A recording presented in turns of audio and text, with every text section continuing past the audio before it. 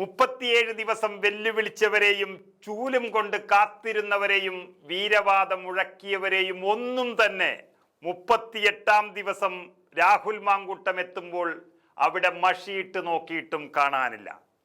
അങ്ങനെ MLA office എന്ന പുലിമടയിൽ കയറിയിരിക്കുകയാണ് Rahul Mankoottam. MLA ഓഫീസിലെത്തിയാൽ നിലക്കു നിർത്തില്ലെന്നും അടിച്ചോടിക്കുകയും ചെയ്യും എന്നും പറഞ്ഞ BJP, അവരുടെ കൂടെ അവരുടെ മഹിളാ മോർച്ച പ്രവർത്തകർ, അതുപോലെ CPM-ന്റെയും DYFI-യുടെയും പ്രവർത്തകർ റോഡ് മുഴുവൻ പാലക്കാട്ട് ഇന്ന് ഉച്ചവരെ അവർ തന്നെയായിരുന്നു. ഇന്ന് രാവിലെ 10 മണിയോടുകൂടിയാണ് പാലക്കാടിൻ്റെ MLA രാഹുൽ മാങ്കൂട്ടം പാലക്കാട് മണ്ഡലത്തിൽ കാലുകുത്തിയത്. അതറിഞ്ഞ ഉടൻ തന്നെ അവിടെ ആരും ഉണ്ടായിരുന്നില്ല അദ്ദേഹത്തിനെതിരെ പ്രതിഷേധിക്കാൻ.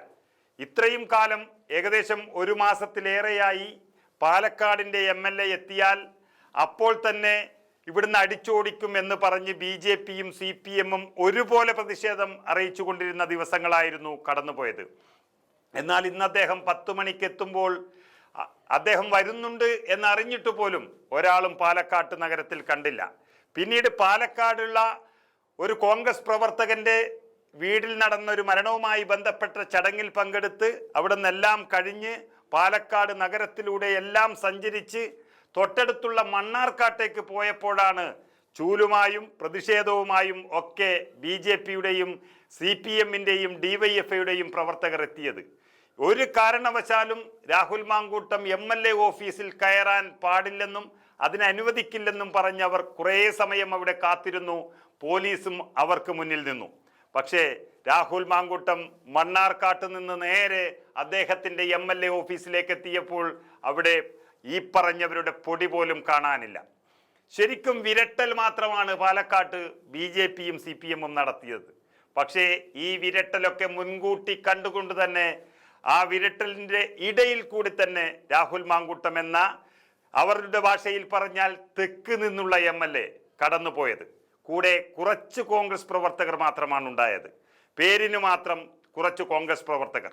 പക്ഷേ മാങ്കൂട്ടം MLA-യുടെ ഓഫീസിൽ അനവധി ആളുകൾ അദ്ദേഹത്തെ കാത്തു നിൽക്കുന്നുണ്ടായിരുന്നു.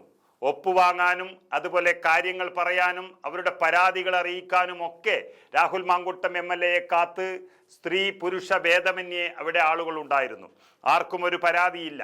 തൊട്ടടുത്ത് MLA ഓഫീസിന് തൊട്ടടുത്തുള്ള വീടുകളിൽ എല്ലാ ആളുകളെയും കണ്ട്, സ്ത്രീ പുരുഷ ഭേദമന്യേ എല്ലാ ആളുകളെയും കണ്ട് അവിടെയും അദ്ദേഹം പോവുകയുണ്ടായി. ഒരാൾക്കും പരാതിയില്ല. പരാതി ഉള്ളത് കുറച്ച് BJP-ക്കാർക്കും കുറച്ച് DYFI CPM പ്രവർത്തകർക്ക് മാത്രമാണ്. രാഹുൽ മാങ്കൂട്ടം 3000 വോട്ടിന് ജയിച്ചിരുന്ന സ്ഥലത്ത് 18,000 ചില്ലാനം വോട്ടിന് ജയിക്കുന്ന രാഹുൽ മാങ്കൂട്ടത്തോടുള്ള വിരോധം പാലക്കാട് എന്ന അസംബ്ലി മണ്ഡലം ഇനിയൊരിക്കലും തിരിച്ചു പിടിക്കാൻ കഴിയില്ല എന്നുള്ള CPM-ന്റെയും ആഗ്രഹം വെച്ച BJP-യുടെയും മനസ്സിൽ ഇനിയൊരിക്കലും പാലക്കാട് മണ്ഡലം ഉണ്ടാകില്ല രാഹുൽ മാങ്കൂട്ടം ഉണ്ടെങ്കിൽ എന്നുള്ളൊരു ചിന്ത. അതുമാത്രമാണ് രാഹുലിനെ ഒരവസരം കിട്ടിയപ്പോൾ അവിടെ നിന്നും അടിച്ചോടിക്കാനുള്ള ശ്രമമുണ്ടായത്.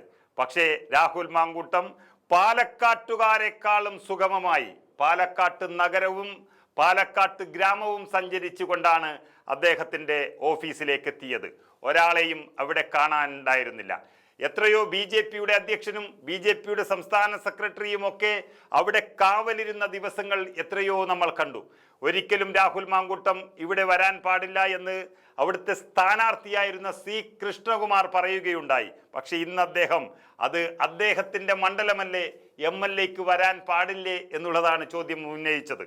അതുപോലെ തന്നെ കോൺഗ്രസ് പിന്തുണ നൽകുന്നു, കോൺഗ്രസിൽ നിന്നും പുറത്താക്കിയ ഒരാൾക്ക് കോൺഗ്രസ് പിന്തുണ നൽകി ഇരട്ടത്താപ്പ് നടത്തുന്നു എന്നുള്ളതാണ് ഇന്ന് ഈ മാധ്യമങ്ങളോടെല്ലാം BJP നേതാക്കൾ പറഞ്ഞിരിക്കുന്നത്.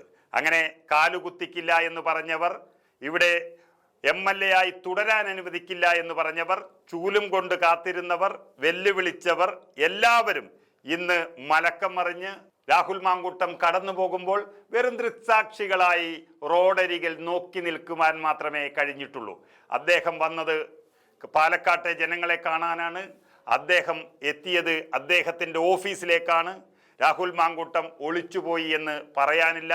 ഓഫീസിലെത്തി കാര്യങ്ങളൊക്കെ ചെയ്ത് ഒപ്പിടാനുള്ളത് ഒപ്പിട്ട് കൊടുത്ത് അങ്ങനെ എല്ലാം ഭംഗിയായി നിർവഹിച്ച് അദ്ദേഹം അവിടുന്ന് കടന്നു പോകുമ്പോൾ ഈ 38 ദിവസം അധര വ്യായാമം നടത്തിയ ആളുകളെല്ലാം ഇളിഭ്യരായി എന്ന് പറയാൻ മാത്രമേ കഴിയുകയുള്ളൂ.